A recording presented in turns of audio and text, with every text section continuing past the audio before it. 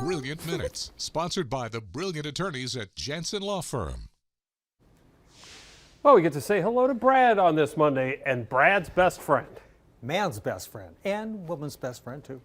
The nose of a canine is at least 100 times more sensitive than the nose of a human. They can sniff out cancer. They've been trained to, we actually have the story, sniff out COVID-19. Yep. Law enforcement agencies use them to sniff out contraband. Search and rescue teams use them to locate people.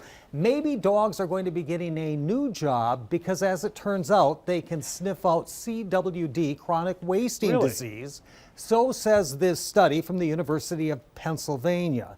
So they trained the dogs to sniff out CWD found in the deer droppings because it's hard to monitor the disease. Okay. The gold standard is tissue of the brain, right. Okay?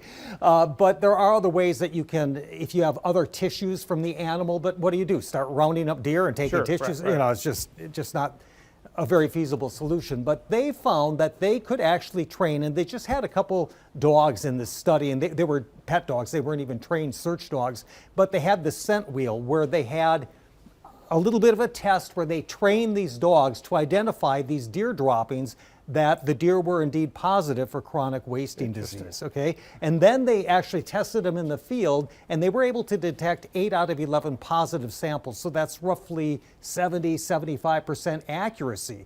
So they're saying that maybe dogs could be considered part of the arsenal to monitor the spread of CWD, which is a problem here in Wisconsin. In fact, Absolutely. I checked, with the DNR this morning on their website. It looks like 1 out of 16 harvested deers tested positive for CWD. But again, most of that is in southwestern Wisconsin, but it is spreading. It has spread Correct. And we've had a couple counties in our area that Correct. have tested so positive. Maybe dogs can get a job with the DNR. Maybe. We'll see. Okay? Here's another quickie. You know, we always talk about the benefits, health benefits of being in green spaces. The problem here, we only have green scenery 6 months of the year. Otherwise, it's brown, gray, and white. It's kind of greenish brown right now, but yeah. A little. But this is a related study. It was actually a study out of the UK, and this was a study done on women who had poor body images, okay? And that was the beginning of the study, where they actually took these 87 women, put them into small groups, and sent them out into the snowy landscape for 40 minutes. And when they came back, they all felt connectedness to nature, self-compassion, greater improvement of body appreciation. The takeaway is that there's significant benefits of being outside of nature, no matter what the weather, no matter what the season.